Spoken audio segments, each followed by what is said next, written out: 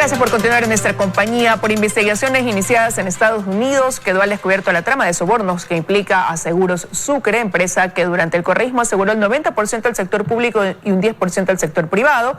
Ahora se ha dispuesto la liquidación, hay ya 4 sentenciados y otros en proceso de investigación. La Contraloría tiene un informe en sus manos. Vamos a ampliar este tema junto al asambleísta Luis Almeida, a quien le doy la bienvenida a este espacio. Buenos días, gracias por estar con nosotros. Un gran abrazo. Sí, una empresa que en lugar de beneficiarnos a los ecuatorianos, la he perjudicado en alrededor de 157 millones en 12 años. ¿Qué significa eso? Que por no estar reaseguradas las instalaciones o porque de una u otra manera hicieron trampa allí, pese a que tenían todos los contratos del gobierno dirigidos hacia ellos, en contra de todas las empresas privadas que de una u otra manera tienen obligación de estar reaseguradas, ahora el pueblo ecuatoriano, y esa es mi preocupación, tendrá que pagar 157 millones que no los ha cubierto. ¿Y ese es el monto empresa seguro? Porque hay quienes dicen que pudiera ser aún mayor. No, solamente yo estoy hablando en la plata que hay que indemnizar por reaseguros. Yo tengo aquí la cifra exacta, 157 millones total, pasivo por indemnizar 785.000 dólares. Es gravísima esta situación. Debió esta empresa haber ganado muchísimo dinero porque todo estaba dirigido en principio por don Alexis Mera, después por doña Joana Pesante, un gran interlocutor ahí que aparece, que es don Diego Sánchez, que no se sabe exactamente qué funciones tenía, pero no era ni gerente ni presidente, pero este es el gran dueño de esa empresa. Entonces, lo que ha pasado es que aprovecharon de esta empresa estatal con semejante apoyo para adueñarse, no lograr los reaseguros y perjudicar al Ecuador. De eso nos quedamos muy feamente no indemnizados a la gente del terremoto en Manabí. No está segura las Fuerzas Armadas. Petroecuador acaban de ratificarle una contratación que la gana una empresa privada en libre competencia. Sin embargo, le ordenaron a que cumpla con eso, y eso es incorrecto. Bueno, creo que hubo una serie de coimas para poder mantener contratos. Ahora se conoce que no hubo emisión de pólizas, sino pólizas falsas, no hubo emisión de reaseguros. Todo esto ha salido con esta trama de una investigación que inició en Estados Unidos, que deja ya 4 sentenciados en Estados Unidos, pero después de eso es cuando comienza la investigación acá en el país y que todavía está en curso, ¿no? Y usted ha dicho 157 millones de dólares que nos tocará pagar a nosotros los ecuatorianos. ¿Por qué? ¿Duda de que se pueda recuperar el dinero robado? No tienen la plata se ha perdido, la plata no está. No sé cómo la sacaron, habrán sacado con facturas falsas. El reaseguro no existe, por eso cuando en algún momento alguna institución estatal reclamó que le paguen su indemnización, en caso concreto de Petroecuador, 32 millones de dólares, no le han pagado. Y le vuelven a dar otro contrato en las mismas condiciones de una empresa que ya estaba, como se dice, boletinada o que no estaba autorizada para funcionar.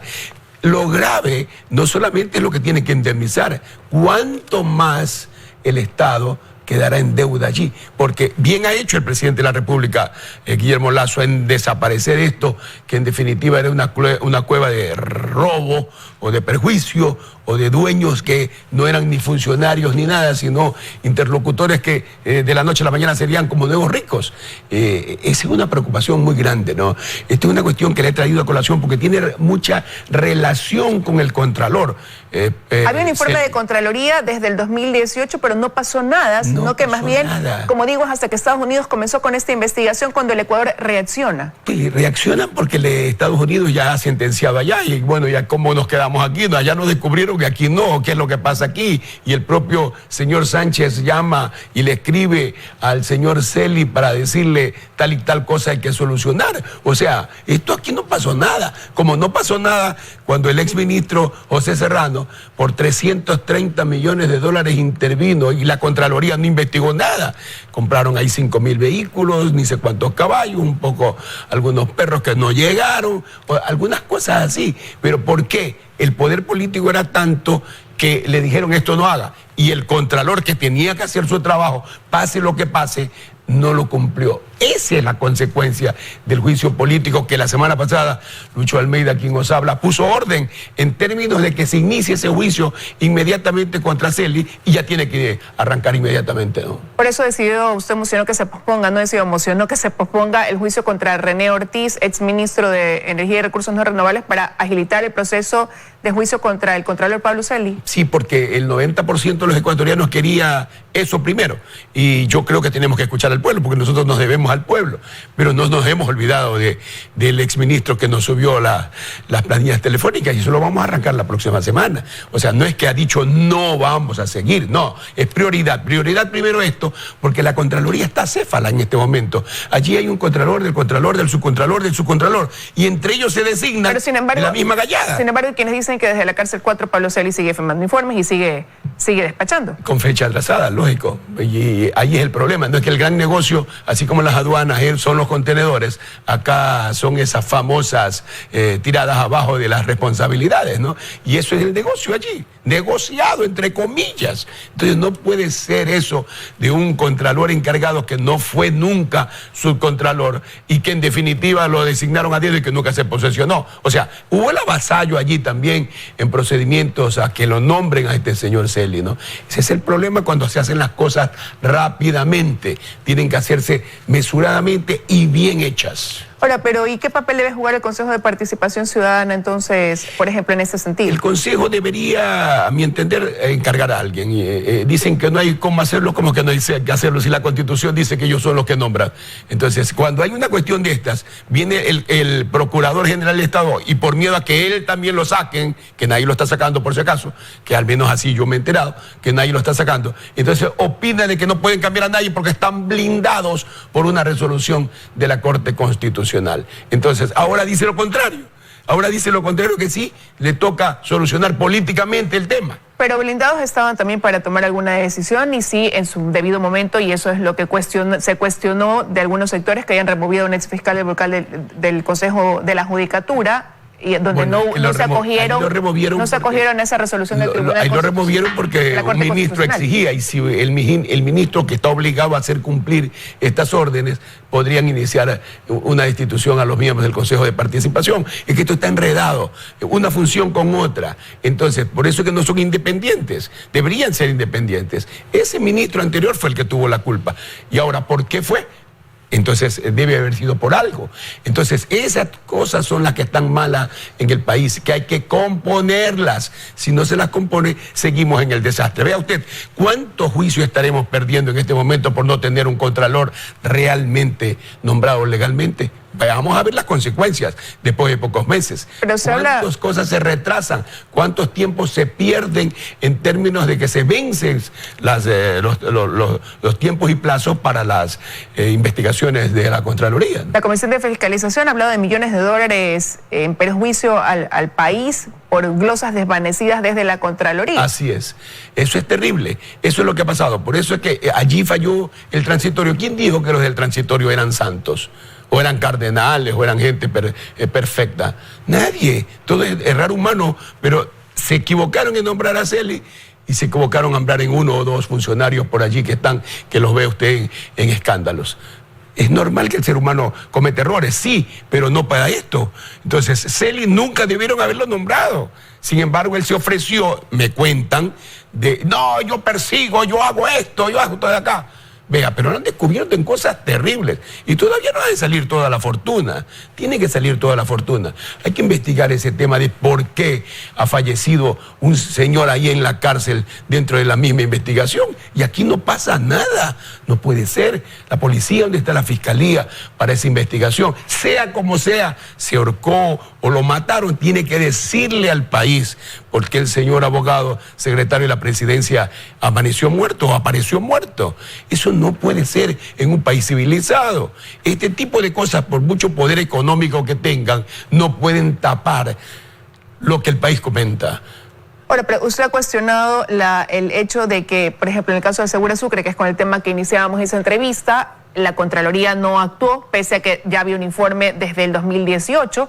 Y en ese sentido, ¿usted cree entonces que el país va a poder conocer realmente todos los que estaban detrás de ese entramado, porque ya digo, hay 4 sentenciados en Estados Unidos, entre esos sí, quienes gerenciaron en su momento Seguro Sucre, pero ¿cree que logre acá la investigación del Ecuador dar con toda esa estructura quizás que hubo detrás de Seguro Sucre? Con esa estructura criminal, dirían allá en los Estados Unidos y aquí también. O sea, criminal me refiero a que hacen robos y perjuicios al Estado ecuatoriano. Sí, sí hay nombres ya, y hay nombres, hay muchos nombres que ya están investigándose. Diego Sánchez, el mismo Alexis Mena, la señora Johanna Pesantes, los mismos gerentes y presidentes de esas instituciones que pasaron desapercibidos. ¿Dónde están los recursos económicos? Todos los negocios del Estado estaban allí. Los del BIES, los de las Fuerzas Armadas, los de la Policía, los de Petroecuador, los de CNEL, los de CNT, que nunca cubrieron, nunca cumplieron, pero las instituciones del Estado pagaban. Y los reaseguros resulta que no aparecieron. O sea, aquí cobraban por el reaseguro y resulta que cuando necesitaba reclamar la gente, no devolvían recursos económicos. Entonces allí hay que hacer una gran investigación que le toca a la Fiscalía hacerla, pero los legisladores, en este caso mío y algunos anteriormente lo hicieron, pero quedó esto en nada. O sea que aquí no pasa nada en el país. Ahora el Estado tendrá que pagar. Y eso que el presidente de la República, Guillermo Lasso, decidió desaparecer este Seguro Sucre. De lo contrario seguía la fiesta aquí.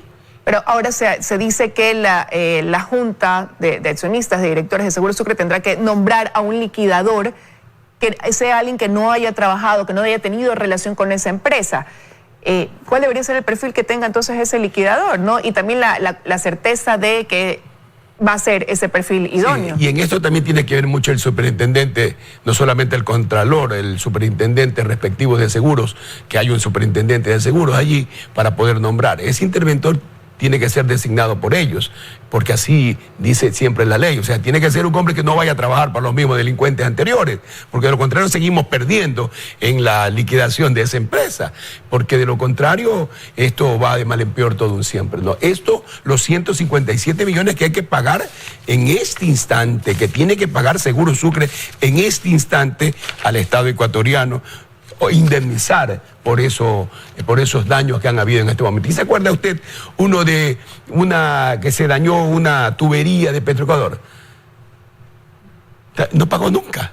Eso era por 32 millones de dólares y creo que la cifra era mucho más. Todo eso hay que investigar. Si el Estado asegura, es para que le respondan. Si no le responden, entonces ¿para qué poner seguro? ¿Y por qué reasegurar también? Pero y la pregunta es, ¿cuánto tiempo puede pasar, no? Realmente para que se logre establecer las sanciones respectivas, tratar de recuperar ese dinero y que no tenga que ponerlo el ecuatoriano, que asumir un perjuicio que no le corresponde. ¿Cuánto tiempo pudiera pasar? Bueno, depende de la fiscal general, ¿no? La fiscal general es la encargada de la investigación. Esto lo tiene ella en gran parte. Hay que volverle a insistir, le voy a insistir mediante un escrito para que justamente ella conozca del tema, porque de lo contrario aquí es roba y roba que nada pasa nada. Entonces, y mientras tanto el pueblo tiene que pagar planillas de luz eléctrica más altas, más impuestos, cuando lo correcto es bajar los impuestos. Mire usted que nuestros hermanos campesinos, agricultores, ahora le están cobrando una tasa de seguros mucho más alta en este instante.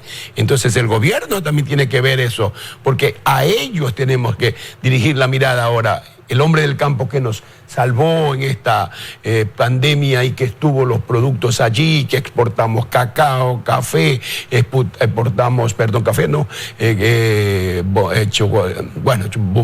cacao y todas estas cosas, para justamente ingresen recursos económicos al Estado, camarones y todo esto, ¿no?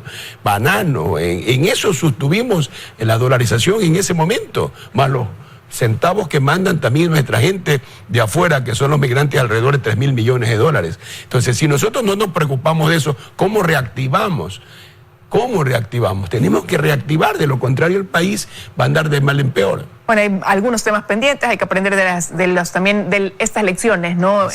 Ahora se ha dado paso a la liquidación de esta empresa que estableció un monopolio durante años, pero habrá que ver de aquí en adelante cómo viene el camino también. Y lo importante es la competencia, no se trata solamente de darle a los particulares, sino que entre ellas compitan y cuáles son las mejores condiciones. Claro, siguiendo los parámetros establecidos, ¿no? Todo lo correcto, lo que dice la ley. Pero y ya quiero ir cerrando la entrevista, asambleísta, preguntándole, bueno, retomando los pendientes, ¿no? Para esta semana. Van a acelerar entonces el juicio político contra el Contralor, tengo entendido. ¿Usted cree que haya un respaldo por parte de la Asamblea en ese sentido? Yo creo que debe ser unánime y la próxima semana o máximo 2 semanas yo presentaré el juicio por el tema de las planillas eléctricas contra el anterior ministro de Estado que nos subió los costos de la energía.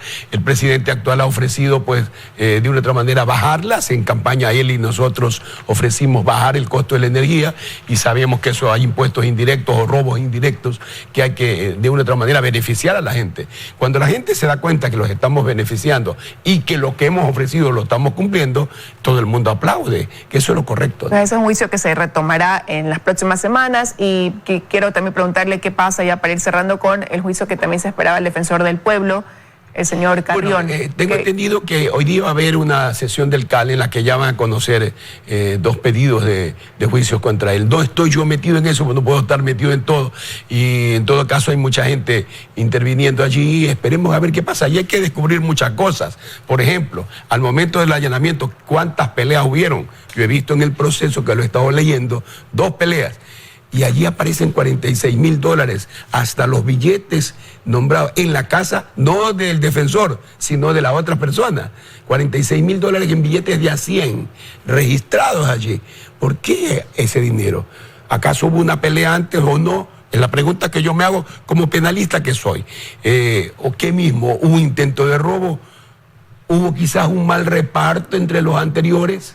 ¿O qué mismo? ¿Es culpable o no es culpable este defensor del pueblo? Porque tampoco se trata de destruir a alguien por destruir, se trata de investigar certeramente. Y para eso es la justicia. ¿Por qué la señora fiscal general no ha iniciado un juicio por lavado de activos? Ahí hay un lavado de activos. ¿En casa de quién encontraron los dólares? ¿Sí se da cuenta? Entonces, ¿qué mismo pasó allí? Habrá que investigar, porque yo no creo que me voy a ir yo a una casa a hacer un incidente cuando veo a una pareja allí a hacer, no sé, yo no lo hago, pero ¿qué mismo pasó? ¿Qué mismo? ¿Por qué se volvió loco este señor defensor del pueblo? Eso tiene que saber el país, no es que la gente comenta. Nadie es tonto en el país para no comentar las cosas o para ver lo que sucede y resulta que no pasa nada en el Ecuador. Temas pendientes. Quiero agradecerle que haya estado esta mañana con nosotros, asambleísta Almeida, aquí en los Desayunos de 24 Horas. Muchas gracias.